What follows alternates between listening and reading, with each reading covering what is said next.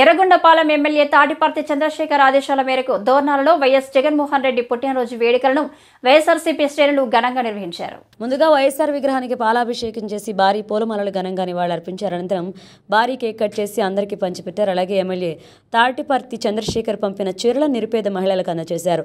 తదుపరి స్థానిక ప్రభుత్వ వైద్యశాలలో రోగులకు బ్రెడ్లు పంపిణీ చేశారు. ఈ కార్యక్రమంలో వైఎస్ఆర్సీపీ ప్రజా ప్రతినిధులు పాల్గొన్నారు.